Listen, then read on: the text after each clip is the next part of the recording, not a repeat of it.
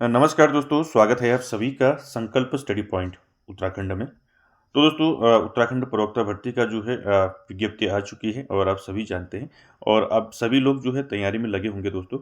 और इससे पहले दोस्तों हमने उत्तराखंड का जो प्रवक्ता स्क्रीनिंग भर्ती परीक्षा का जो सिलेबस है, उसमें खंड फर्स्ट दोस्तों हमने कंप्लीट कर लिया है। जिसने नहीं देखा है वो आप देख लीजिए प्लेलिस्ट में जाके उसको। और हम अभी जो है प्रेजेंट में जो है उत्तराखंड का इतिहास चल रहा है। और उत्तराखंड के इतिहास में दोस्तों अभी तक हमने प्रागैतिहासिक काल के बारे में जाना है और आद्य ऐतिहासिक काल के बारे में जाना है। और उसके बाद दोस्तों हम ऐतिहासिक काल पर आए हैं। और ऐतिहासिक काल में प्राचीन काल में हमने कुड़िंद राजवंश को देखा है दोस्तों, या कुड़िंद शासन देखा उत्तराखंड में हमने। और कुड़िंद शासन में हमने बात की कुड़िंद इतिहास के स्रोत देखे, ठीक है। और कुड़िंद वंश आप सभी जानते हैं। कुड़िंद वंश का जो है मैंने बताया था आपको सबसे शक्तिशाली राजा कौन था, अमोघ भूति था, ठीक है। और इसके कुड़िंद इतिहास के स्रोत मैंने बताए आपको, साहित्यिक स्रोत और पुरातात्विक स्रोत, ठीक है। तो दोस्तों अमोघ भूति की मृत्यु के बाद दोस्तों फिर जो है आपका शक राजवंश जो है उसके बाद स्टार्ट हुआ। तो दोस्तों इसी पर आज हम बात करेंगे। प्राचीन काल में कुड़िंद के बाद के जितने भी आपके राजवंश रहे, उन सभी राजवंशों पर आज बात करेंगे दोस्तों। इनमें हम शक राजवंश जानेंगे और कुषाण राजवंश जानेंगे, यौधेय और नागवंश, मौखरी वंश और हर्षवर्धन और पौरव वंश। तो इसी सीक्वेंस में याद रखेंगे दोस्तों, ठीक है। अगर आपको ऐसी सीक्वेंस में याद रहेगा तो आप इसको अच्छे से समझ पाएंगे, ठीक है। तो पहले सबसे पहले क्या होगा, हमने देखा कुड़िंद, ठीक है। कुड़िंद के बाद शक, ये क्रम याद रखना। उसके बाद शक के बाद कुषाण, कुषाण के बाद यौधेय, यौधेय के बाद नाग वंश, ठीक है। तो ये मेरा आगे पीछे हो गया, ठीक है। नाग के बाद दोस्तों मौखरी वंश, मौखरी वंश के बाद आपका हर्षवर्धन आता है, ठीक है, हर्षवर्धन। और हर्षवर्धन के बाद पौरव वंश, ठीक है, पौरव वंश। तो पौरव वंश के बाद फिर हम जो है आगे चलेंगे, यानी कि पौरव वंश के बाद किसका शासन रहा, फिर उसके बाद हमारा जो है अगला जो वंश रहेगा वो रहेगा कार्तिकेयपुर राजवंश, ठीक है दोस्तों। तो देखिए प्राचीन काल में मैंने आपको चार्ट के माध्यम से बताया था कि आप उसको नोट कर लें, ठीक है। जिसमें मैंने आपको बताया था कि प्राचीन काल में कुड़िंद वंश, शक, कुषाण और उसके बाद कार्तिकेयपुर बताया था।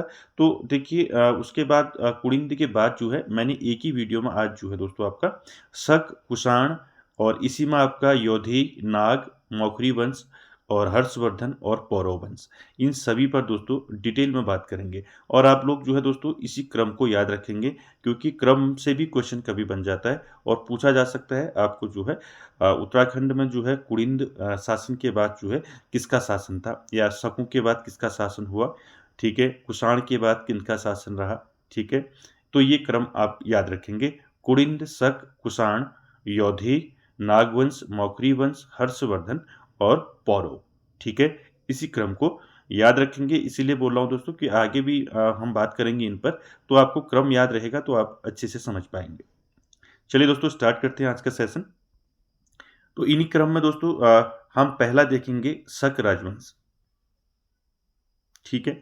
तो शक राजवंश की बात करें दोस्तों, तो शक राजवंश अब हम ये जानेंगे दोस्तों कि आप सभी जानते हो कि इन राजवंशों ने जो है दोस्तों उत्तराखंड में शासन किया, ठीक है। तो शासन किया, ठीक है। इसमें आपका नागवंश के अलावा मैंने भी आपको बताया आपका हर्षवर्धन हो गया, ठीक है, और पौरव हो गए, ठीक है। इन सभी ने दोस्तों उत्तराखंड में क्या किया, शासन किया। तो इसके स्रोत हमें कहाँ से मिलते हैं, कहाँ से इनका उल्लेख मिलता है, हम ये चीज जानेंगे, ठीक है। चलिए, तो देखिए शक राजवंश की बात करें तो शक राजवंश जो है दोस्तों प्रथम सदी ईस्वी पूर्व जो है दोस्तों अमोघ भूत की मृत्यु के बाद शकों ने इनके मैदानी क्षेत्रों पर अधिकार कर लिया और कुड़िंद जो है पर्वतीय भागों पर सीमित रह गए, ठीक है। तो याद रखें मैंने आपको बताया था कुड़िंद राजवंश बताया था, कुड़िंद शासन बताया था। तो उसमें आपने देखा अमोघ भूति के बारे में और अमोघ भूति प्रकार की मुद्राओं के बारे में भी मैंने आपको बताया। तो अमोघ भूति की मृत्यु के बाद दोस्तों क्या हुआ, अमोघ भूति की मृत्यु के बाद शकु ने क्या किया, शकु ने जो है उत्तराखंड के मैदानी क्षेत्रों पर अधिकार कर लिया, ठीक है। और जो है पर्वतीय भागों पर सीमित जो है आपका कुडिन्नु का शासन रह गया। ठीक है, क्लियर है, इसको याद रखेंगे। और देखिए कैसे पता चलेगा कि ये जो शक थे, यानी कि जो शकों का जो उल्लेख मिलता है, कैसे मिलता है हमें, उत्तराखंड में शकों ने शासन किया। ठीक है, इसकी पुष्टि कहाँ से होती है? देखिए, कुमाऊं क्षेत्र में शक संवत का प्रचलन तथा सूर्य मंदिरों एवं मूर्तियों की उपस्थिति जो है ये दर्शाती है कि शकों के अधिकार की पुष्टि करती है उत्तराखंड में, यानी कि शकों ने उत्तराखंड में शासन किया। इसका प्रमाण कहाँ से मिलता है, इसका उल्लेख कहाँ से मिलता है हमें? यानी कि शक संवत का प्रचलन हुआ और साथ ही साथ जो सूर्य मंदिर हैं हमारे उत्तराखंड में, ठीक है, तो उनसे जो है हमें शकों के बारे में पता चलता है दोस्तों। ठीक है, और शक संवत की बात करें तो शक संवत का कब हुआ? शक संवत का प्रचलन आपका उत्तराखंड में 78 एडी में हुआ, यानी कि 78 ईस्वी में। ठीक है, क्लियर है यहाँ तक? अब देखेंगे दोस्तों कि शकों के बारे में हमें सूर्य मंदिरों से पता चलता है कि उत्तराखंड में जो सूर्य मंदिर हैं उनसे हमें पता चलता है कि उत्तराखंड में शकों का शासन रहा। ठीक है, अब कौन कौन से मंदिर हैं सूर्य मंदिर उत्तराखंड में? तो कुछ प्रमुख मंदिरों पर हम बात करेंगे दोस्तों। इनमें सबसे आपका प्रसिद्ध है आपका कटारमल सूर्य मंदिर। ठीक है, कुछ इसमें मैंने आपके 9 मंदिरों का जो है इसमें दिया है, तो ये प्रमुख हैं। तो सबसे पहला प्रमुख आता है इसमें कटारमल सूर्य मंदिर। ये अल्मोड़ा जनपद में है दोस्तों, कटारमल सूर्य मंदिर। कभी आपको क्वेश्चन सीधे भी पूछा जा सकता है। ठीक है, कटारमल सूर्य मंदिर कहाँ स्थित है? तो ये आपका अल्मोड़ा जनपद में है और सबसे प्रसिद्ध है। ठीक है, और राजा कटारमल द्वारा इसको बनाया गया था, कटारमल सूर्य मंदिर को। ये हमें क्या करता है, शकों के बारे में जो है बताता है। ठीक है, कि शकों ने जो है उत्तराखंड में शासन किया। दूसरा देखिए मंदिर है पलेठी का। ठीक है, पलेठी का सूर्य मंदिर, ये टिहरी में है। उसके बाद अगला, इन मंदिरों के नाम आप जरूर याद रख लें, आपको वैसे भी पूछा जा सकता है मंदिरों के नाम। ठीक है, किस जनपद में है, ये क्वेश्चन बन सकता है। तीसरा देखिए कुलश्यारी का सूर्य मंदिर चमोली जनपद में है। उसके बाद रमक सूर्य मंदिर चंपावत में है। पांचवा देखिए खेती खान सूर्य मंदिर या शुई मंदिर भी इसे कहते हैं, तो ये चंपावत में है। उसके बाद देखिए अगला छठा क्यार्क सैन का सूर्य मंदिर, ये कहाँ है? पौड़ी में है। ठीक है, उसके बाद सातवां, आठवां और नौवां रेथल क्यार्क, मजियाली और भटवाड़ी, ये तीनों सूर्य मंदिर आपके उत्तरकाशी में है। ठीक है, तो ये याद रखेंगे आप दोस्तों कि कुमाऊं क्षेत्र में यानी कि उत्तराखंड में शकों के अधिकार की पुष्टि होती है सूर्य मंदिरों से। तो सूर्य मंदिरों के बारे में मैंने आपको बता दिया कि जो प्रमुख सूर्य मंदिर हैं, कटारमल की बात करें, पलेठी की करें, या कुलश्यारी, रमक, खेती खान, ठीक है, क्यार्क सैन, रैथल क्यार्क और मझियाली और भटवाड़ी, तो इन मंदिरों से दोस्तों शकों के शासन का उल्लेख मिलता है। इनको याद रखेंगे। ठीक है, क्लियर है? आप यहाँ पर आप समझ चुके होंगे कि जो शकों ने जो शासन किया उत्तराखंड में, तो उसका हमें स्रोत या उसका उल्लेख कैसे मिलता है? यहाँ के सूर्य मंदिरों से मिलता है। ठीक है, जिनकी बात हमने अभी आपको बता दी है। ठीक है, इन सभी आप मंदिरों का नाम जो है आप लोग याद रखेंगे। देखिए वही बात है, ये मंदिर हमें जो है शक राजवंश की जानकारी देते हैं। ठीक है, अब देखिए दोस्तों शकों के बाद, यानी कि पहले हमने कुड़िंद की बात की, शकों की बात की, अब शकों के बाद जो है प्रथम सदी के उत्तरार्ध में जो है दोस्तों राज्य के तराई वाले भाग पर कुषाणों ने अधिकार कर लिया। अब देखिए पहले कुड़िंदों ने किया। ठीक है, कुड़िंदों के बाद शासन आपका किसने किया? कुड़िंदों के बाद शकों ने किया। ठीक है, अब शकों के बाद कुषाणों ने अधिकार कर लिया। ठीक है, यानी कि शकों के बाद प्रथम सदी के उत्तरार्ध में राज्य के तराई वाले भाग में, ठीक है, तराई वाले भाग में जो है कुषाणों ने क्या कर दिया? तराई वाले भाग में अधिकार कर लिया उत्तराखंड के। ठीक है,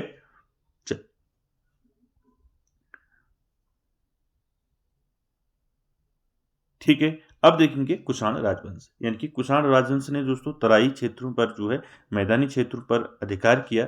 देखिए अमोघभूति के पतन के दौरान पर्वतीय क्षेत्र में शक तथा मैदानी क्षेत्रों में कुषाण राजवंश अपनी शक्ति बढ़ा रहे थे। ठीक है दोस्तों, तो देखिए ये आप जानते हैं कि अमोघभूति के पतन के बाद दोस्तों, ठीक है, पतन के दौरान पर्वतीय क्षेत्र में शक और मैदानी क्षेत्र पर कुषाण राजवंश जो है अपनी अपनी जो है शक्ति को बढ़ा रहे थे। ठीक है, और कुषाण राजवंश की जानकारी हमें उत्तराखंड में इनके सिक्कों से प्राप्त होती है। तो आप देखिए शकों के बारे में जाना कि शकों का जो है हमें कैसे पता चलता है कि शकों ने उत्तराखंड पर शासन किया, तो वो सूर्य मंदिरों से हमें पता चलता है जिनकी हमने बात की। और कुषाण राजवंश की जानकारी हमें उत्तराखंड से प्राप्त सिक्कों से प्राप्त होती है, मुद्राओं से प्राप्त होती है। यानी कि कुषाण राजवंश की मुद्राएं मिली हैं दोस्तों उत्तराखंड में, जिससे ये आपका ये अनुमान लगाया जाता है कि इनका जो शासन है वो उत्तराखंड में रहा। ठीक है, तो कुषाण राजवंश के जो हैं उत्तराखंड में जो मुद्राएं हैं, सिक्के हैं, कहाँ से प्राप्त हुए, इन पर चर्चा करते हैं। देखिए कुषाण कालीन मुद्राएं दोस्तों कहाँ कहाँ से प्राप्त हुई हैं, ये आप याद रखें क्योंकि ये इंपॉर्टेंट है दोस्तों, और ये क्रम भी याद रखेंगे आप। बार बार मैं क्रम बोल रहा हूँ दोस्तों आपको, क्योंकि क्रम याद रहेगा तो आप भूलेंगे नहीं। ठीक है, और क्रम में याद रखने से आपको कई फायदे हैं और क्वेश्चन कई प्रकार से इसमें बन सकते हैं, तो इसीलिए आपको क्रम में याद रखनी है। तो देखिए शकों के बाद कुषाणों ने शासन किया दोस्तों, और कुषाणकालीन मुद्राएं प्राप्त हुई उत्तराखंड में। कहाँ कहाँ से प्राप्त हुई देखते हैं कि उत्तराखंड में जो है इनकी जो मुद्राएं हैं कहाँ कहाँ से मिली। इससे ये पुष्टि होती है कि दोस्तों कुषाण राजवंश भी उत्तराखंड में रहा। ठीक है, यानी कि कुषाण राजवंश कुषाणों का भी जो है उत्तराखंड में शासन रहा। ठीक है, तो कुषाणकालीन मुद्राओं की बात करें तो इसमें सबसे पहले आता है वीरभद्र। ठीक है, वीरभद्र आपका ऋषिकेश में है। ठीक है, तो यहाँ से दोस्तों कुषाणकालीन मुद्राएं प्राप्त हुई हैं। ठीक है, जिनकी खोज की, ये पूछा जा सकता है आपको दोस्तों। ठीक है, वीरभद्र ऋषिकेश से कुषाणकालीन मुद्राओं की खोज किसने की। ठीक है, किसी से क्वेश्चन बन सकता है, इसलिए आप याद रखेंगे खोज किसने की, H.C. घोष ने की। ठीक है, ये याद रखेंगे नाम, H.C. घोष ने जो है दोस्तों वीरभद्र ऋषिकेश में कुषाणकालीन मुद्राओं की खोज की। ठीक है, कब की पूछेगा, तो खोज की आपका 1973-74 में। ठीक है, इसको याद रखेंगे। क्लियर है, और यहां से कुषाणकालीन मुद्राएं मिली हैं। ठीक है, इसको भी याद रखेंगे। पहला याद हो गया कि कुषाणकालीन मुद्राएं कहां से प्राप्त हुई हैं, वीरभद्र ऋषिकेश से प्राप्त हुई हैं, और इनकी खोज जो है किसने की है, H.C. घोष ने की है 1973-74 में। क्लियर है। दूसरा हमें उल्लेख मिलता है गोविसाण यानी कि काशीपुर से। ठीक है, यानी कि कुषाणकालीन मुद्राएं हमें कहाँ मिलती हैं, गोविसाण काशीपुर में मिलती हैं। ठीक है, आपको पूछा जा सकता है ठीक है कि कुषाणकालीन मुद्राएं जो हैं गोविसाण इनके काशीपुर से जो है इनकी खोज किसने की। ठीक है, और कब की, तो ये क्वेश्चन आपके बन सकते हैं, इसीलिए आप इनको जो है अच्छे से याद रखें। तो देखिए कुषाणकालीन मुद्राएं गोविसाण काशीपुर में इनकी खोज किसने की, तो के.पी. नौटियाल ने की। ये नाम जरूर याद रखें। ठीक है, के.पी. नौटियाल ने कब की, 1960 में जो है दोस्तों के.पी. नौटियाल ने खोज की गोविसाण में जो कुषाणकालीन मुद्राएं मिली। ठीक है, तो याद रखेंगे इसको। क्लियर है, और याद रखेंगे कि वसुदेव कालीन सिक्के प्राप्त हुए हैं कहाँ से, गोविसाण काशीपुर से।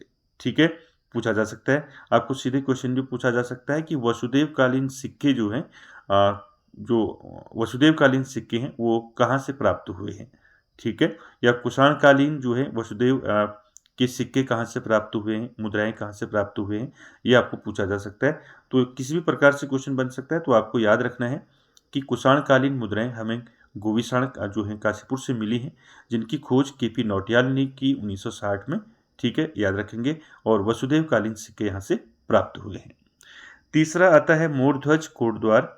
ठीक है, मोरध्वज कोटद्वार से भी दोस्तों कुषाणकालीन मुद्राएं सिक्के जो है प्राप्त हुए हैं। ठीक है, उसके बाद चौथा है खटीमा। तो खटीमा से भी दोस्तों कुषाणकालीन मुद्राएं प्राप्त हुई हैं, वसु प्रकार की मुद्राएं प्राप्त हुई हैं यहाँ से।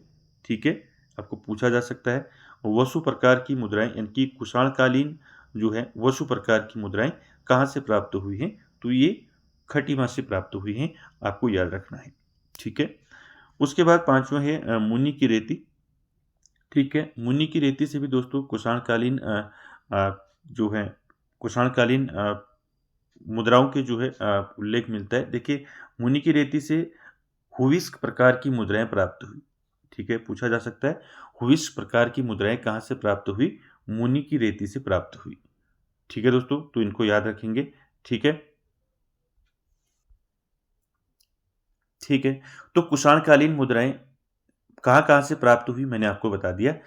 वीरभद्र ऋषिकेश से, गोविषाण काशीपुर से, मोरध्वज कोटद्वार से, खटीमा से, मुनि की रेती से जो है दोस्तों कुषाणकालीन मुद्राएं प्राप्त हुई हैं। इससे ये पुष्टि होती है कि दोस्तों उत्तराखंड में कुषाणों का शासन रहा। ठीक है। उसके बाद देखिए दोस्तों, माना जाता है कि जब कुषाण राज्य जो है उत्तराखंड में स्थापित था तो इसी समय उत्तराखंड में अंतर्राष्ट्रीय व्यापार होना शुरू हो गया था। सिल्क रूट के बारे में आपने पढ़ा होगा। ठीक है। तो देखिए दोस्तों, कुषाणकालीन यानी कि कनिष्क के बारे में आपने पढ़ा होगा, आपका सिल्क रूट। ठीक है। तो देखिए दोस्तों, आपको क्वेश्चन भी पूछा जा सकता है। ठीक है। किस काल में जो दोस्तों अंतर्राष्ट्रीय व्यापार जो है उत्तराखंड में शुरू हुआ, ये पूछा जा सकता है आपको क्वेश्चन। उत्तराखंड में अंतर्राष्ट्रीय व्यापार जो है किसके काल में जो है इसको किसके काल में शुरू हुआ। ठीक है। किस राजवंश के काल में शुरू हुआ, ऐसा पूछा जा सकता है। तो आपका रहेगा कुषाण राजवंश। ठीक है। कुषाणों के समय जो है दोस्तों उत्तराखंड में अंतर्राष्ट्रीय व्यापार शुरू हुआ। ये भी आपका क्वेश्चन बनेगा, इसको भी आप साथ ही साथ याद करते हुए चलें या नोट करते हुए चलें। ठीक है। उसके बाद देखिए दोस्तों, तीसरी सदी के आसपास उत्तराखंड क्षेत्र में कुषाणों का शासन समाप्त किया। ठीक है। अब देखिए कुषाणों ने शासन किया, इसका उल्लेख हमें मिलता है, मैंने बताया कि उत्तराखंड में इनकी मुद्राएं मिली वीरभद्र ऋषिकेश से, काशीपुर से, मोरध्वज कोटद्वार से, खटीमा से। ठीक है। तो इनका अंत जो हुआ कुषाणों का, किसने किया इनका अंत? इनका अंत किया दोस्तों योधेय और कुनिंदु ने मिलकर। ठीक है। आगे बात करेंगे योधेय का। योधेय और कुनिंद, कुनिंद आपने पढ़ा है। ठीक है। तो देखिए कुनिंद और योधेय इन दोनों ने मिलकर दोस्तों क्या किया, कुषाणों को जो है उत्तराखंड से भगा दिया। ठीक है। तो इसको याद रखेंगे, कुनिंद और योधेय ने मिलकर दोस्तों क्या कर दिया, कुषाणों को यहाँ से भगा दिया। और जो है दोस्तों ये जो कुनिंद थे, ठीक है, यानी कि जो योधेय थे, ये कुनिंदों के समकालीन थे, ये भी आप याद रखेंगे। ठीक है। क्लियर है। तो तीसरी सदी के आसपास उत्तराखंड क्षेत्र में कुषाणों का शासन समाप्त किया। किसने किया? योधेय और कुनिंदों ने मिलकर किया। ठीक है। और योधेय दोस्तों कुनिंदों के समकालीन थे। क्लियर है। यहां तक समझ में आ गया होगा। चल, इसके बाद बात करेंगे योधेय राजवंश की जानकारी के स्रोत। यानी कि योधेय राजवंश जो है दोस्तों उत्तराखंड में योधेय राजवंश का शासन रहा, इसका हमें उल्लेख कहाँ से मिलता है, इन चीजों को देखते हैं। ठीक है। देखिए योधेय राजवंश, ठीक है, और साथ ही साथ दोस्तों मैंने बताया आपको क्रम भी याद रखें आप। ठीक है। और क्रम में मैंने अभी आपको बताया जो है पहले हमने कुनिंद जाना, उसके बाद शक, उसके बाद कुषाण। अब कुषाण के बाद हम बात कर रहे हैं योधेय राजवंश की। ठीक है। ये क्रम में याद रखने से आपको जो है ये याद रहेगा। ठीक है। तो योधेय राजवंश की बात करें तो इसकी जानकारी के स्रोत, कहने का मतलब ये है कि योधेय राजवंश उत्तराखंड में योधेय राजवंशों का शासन था या नहीं, तो इसकी जानकारी हमें कैसे मिलती है, उनकी मुद्राओं से मिलती है दोस्तों। ठीक है। चलिए देखिए योधेय शासकों की मुद्राएं मिली हैं उत्तराखंड से। कहाँ से मिली हैं, आपको ये तीनों याद रखनी है। पहला जौनसार बाबर यानी कि देहरादून से, दूसरा कालो डांडा पौड़ी से, और तीसरा आपका सहारनपुर, चौथा शिमला और कांगड़ा। ठीक है। ये याद रखेंगे। तो उत्तराखंड से आपका देहरादून और पौड़ी से दोस्तों योधेय शासकों की मुद्राएं मिली हैं। ठीक है। जो इनके शासन की पुष्टि करती है। क्लियर है। तो योधेय राजवंश कौन सा राजवंश था? योधेय राजवंश दोस्तों ये कुनिंदु का समकालीन था, और कुनिंदु के साथ मिलकर जो है इन्होंने क्या किया, कुषाणों को जो है उत्तराखंड से भगा दिया, यानी कि कुषाणों को जो है इन्होंने हरा दिया। ठीक है। तो इन दोनों ने मिलकर दोस्तों कुषाणों का पतन किया। ठीक है। तो कहने का मतलब यह है दोस्तों कि योधेय राजवंश जो है, योधेय राजवंश की जानकारी हमें उत्तराखंड से जो है कहाँ से मिलती है, जौनसार बाबर यानी कि देहरादून से, और पौड़ी से, कालो डांडा से। ठीक है। ये चीज याद रखेंगे जो कि इनके शासन की पुष्टि करती है। क्लियर है। चलिए, तो योधेय के बाद दोस्तों एक आपका नाम आता है सीलवर्मन का, तो ये आप याद रखेंगे दोस्तों। ये क्रम वही रहेगा हमारा। ठीक है। लेकिन यहाँ पर ये इंपॉर्टेंट है, इसलिए मैंने इसको आपका नोट किया है। तो देखिए योधेय राजवंश के बाद बड़वाला यज्ञ वेदिका का निर्माण हुआ। ठीक है। किसने किया पूछा जाता है, सीधे क्वेश्चन आपको पूछा जा सकता है कि बड़वाला यज्ञ वेदिका का निर्माण किसने किया। ठीक है, तो शीलवर्मन ने किया दोस्तों। तो शीलवर्मन से आपको 2-3 चीजें याद रखनी है। ठीक है, शीलवर्मन से पहला क्वेश्चन आपका बनेगा कि बड़वाला यज्ञ वेदिका का निर्माण किसने किया, शीलवर्मन ने किया, पहला क्वेश्चन। दूसरा क्वेश्चन दोस्तों, यमुना के बाएं तट पर अश्वमेध यज्ञ किसने किया। तो ये क्वेश्चन दोस्तों पूछा गया है। ठीक है, प्रीवियस ईयर में पूछा गया है क्वेश्चन कि यमुना के बाएं तट पर अश्वमेध यज्ञ किसने किया। तो आपका आंसर रहेगा शीलवर्मन। ठीक है, और बाढ़ वाला यज्ञ वेदिका का निर्माण किसने किया, शीलवर्मन। ठीक है, अब ये शीलवर्मन कौन था, ये शीलवर्मन दोस्तों कुछ विद्वान इसको क्या मानते हैं, कुछ विद्वान इसको कुड़िंद मानते हैं। ठीक है, और कुछ विद्वान इसको योधेय मानते हैं। ठीक है, क्लियर है, यहां से आप समझ गए। तो यहां पर ये इंपॉर्टेंट फैक्ट था योधेय राजवंश के बाद, इसको आप याद रखेंगे। बड़वाला यज्ञ वेदिका का निर्माण शीलवर्मन ने किया, और यमुना के बाएं तट पर अश्वमेध यज्ञ किसने किया, शीलवर्मन ने किया। ठीक है, और शीलवर्मन को दोस्तों कुछ विद्वान कुड़िंद मानते हैं तो कुछ योधेय मानते हैं। ठीक है, चल देखिए दोस्तों, उसके बाद इतिहासकारों के अनुसार दोस्तों कुड़िंदों ने दोस्तों क्या किया, कुड़िंदों ने कर्तपुर राज्य की स्थापना की। ठीक है, याद रखेंगे। तो कुड़िंदों ने क्या किया, कर्तपुर राज्य की स्थापना की। ठीक है, और जो कर्तपुर राज्य था इसमें क्या क्या सम्मिलित था ये भी आप याद रखेंगे। ठीक है, तो आपको सीधे क्वेश्चन पूछा जा सकता है कि कर्तपुर राज्य की स्थापना किसने की, कुड़िंदू ने की। ठीक है, अब इस कर्तपुर राज्य में क्या क्या सम्मिलित था, देखिए इसमें उत्तराखंड, हिमाचल प्रदेश तथा रोहिलखंड का उत्तरी भाग इसमें सम्मिलित था कर्तपुर राज्य में। ठीक है, किसने की स्थापना, कुड़िंदू ने की। ठीक है, देखिए दोस्तों, समुद्रगुप्त का प्रयाग प्रशस्ति लेख है, आप सभी जानते हैं। ठीक है, तो इसमें दोस्तों जो एक कर्तपुर राज्य है, ठीक है, जिस कर्तपुर राज्य की स्थापना कुड़िंदू ने की, उस कर्तपुर राज्य को जो है गुप्त साम्राज्य की उत्तरी सीमा पर स्थित एक अधीन राज्य बताया गया है। ठीक है, अधीन राज्य मतलब कि ये जो है गुप्त यानी कि गुप्त शासन के अंदर था। ठीक है, गुप्त शासन के अधीन था ये। ठीक है, तो इसको याद रखेंगे दोस्तों। जो ये कर्तपुर राज्य है दोस्तों, ये कर्तपुर राज्य जो है समुद्रगुप्त के प्रयाग प्रशस्ति में इस कर्तपुर राज्य को गुप्त साम्राज्य की उत्तरी सीमा पर स्थित एक अधीन राज्य बताया गया है। इनके गुप्त साम्राज्य के अधीन इसको बताया गया है कर्तपुर राज्य को। ठीक है, याद रखेंगे इसको। उसके बाद दोस्तों देखिए 5वीं सदी में दोस्तों नागों ने कर्तपुर के कुड़िंद शासन को समाप्त कर उत्तराखंड पर अधिकार कर लिया। ठीक है, तो देखिए मैंने आपको क्या बताया, अब हम कहाँ पहुंच गए, नागों ने। तो योधे के बाद हम कहाँ आगे, नागमा आगे। ठीक है, योधे के बीच में मैंने आपको 1-2 टॉपिक बताए, उनको अच्छे से आप याद रखेंगे, इंपॉर्टेंट है वो। ठीक है, देखिए कुड़िंद जाना हमने, शक के बारे में जाना, कुषाणु के बारे में जाना, योधे के बारे में जाना। अब नाग। ठीक है, यानी कि नागवंश दोस्तों, नागवंश ने दोस्तों क्या किया, नागों ने कर्तपुर राज्य जो था, कर्तपुर के कुड़िंद शासन को समाप्त कर क्या करा, उत्तराखंड पर अपना अधिकार कर लिया नागों ने। कब किया, 5वीं सदी के उत्तरार्ध में।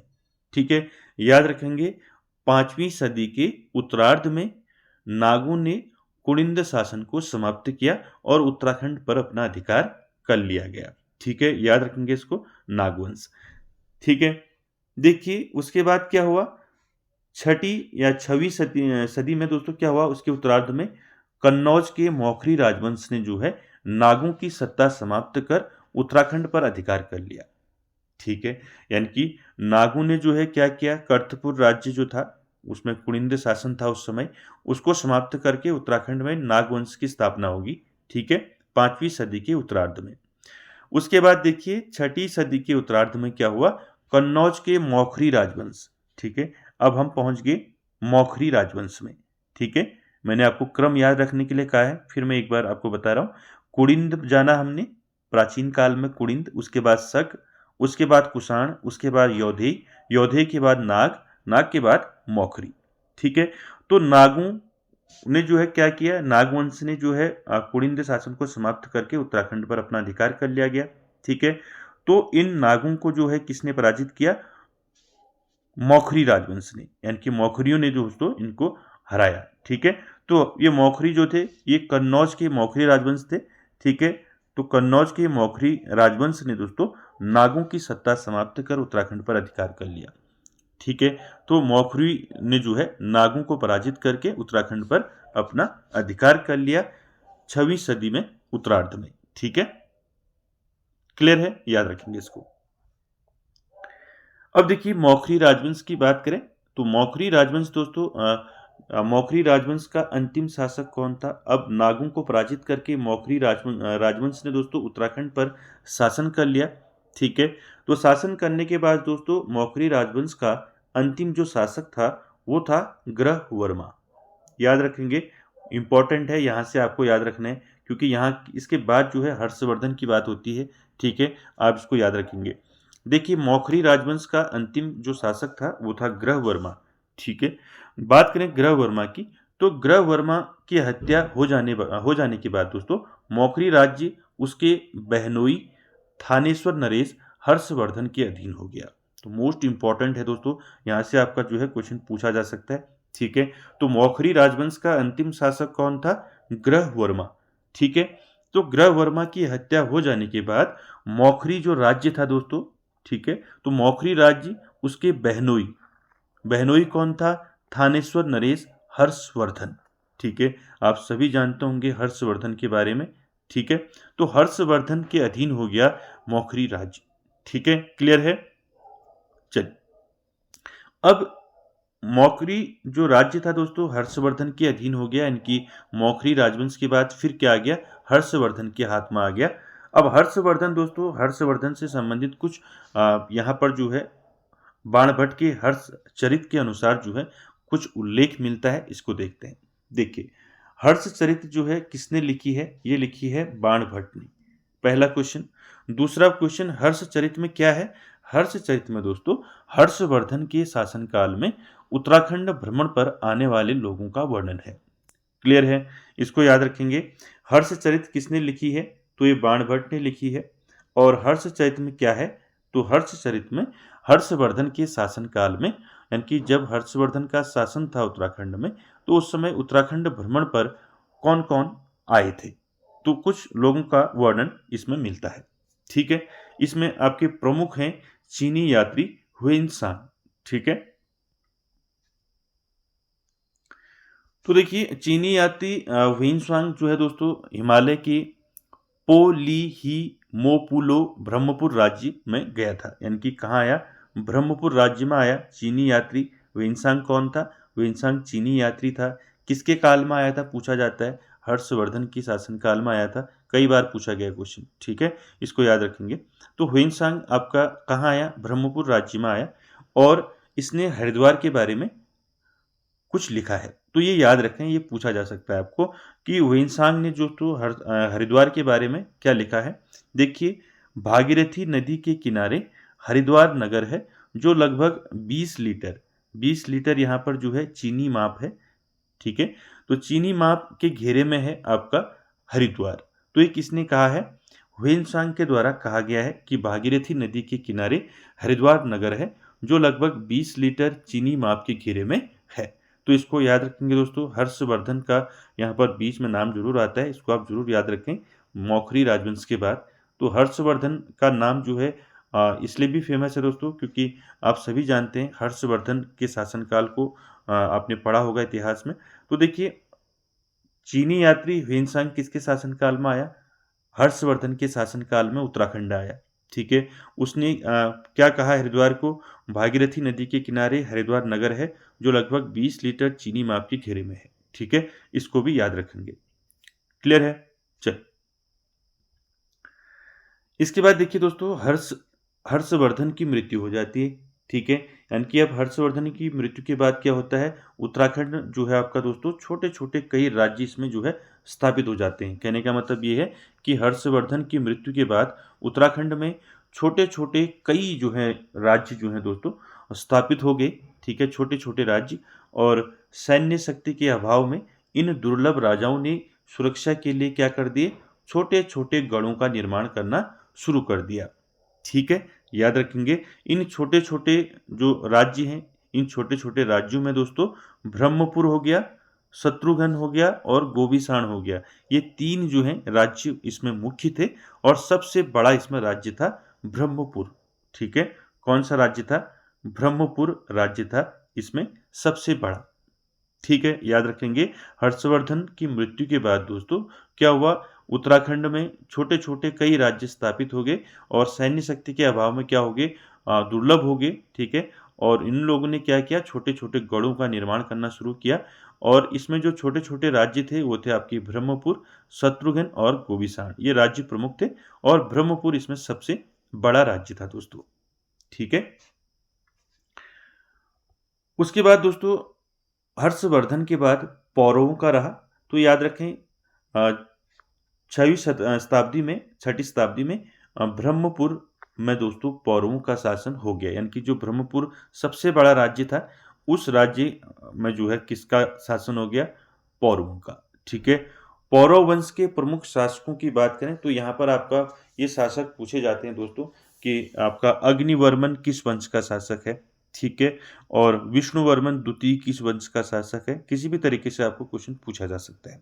ठीक है, तो इसमें देखिए याद रखें कि ब्रह्मपुर पर उसके बाद जो है हर्ष की मृत्यु के बाद, यानी कि हर्षवर्धन की मृत्यु के बाद जो है दोस्तों फिर पौरवों का शासन हो गया।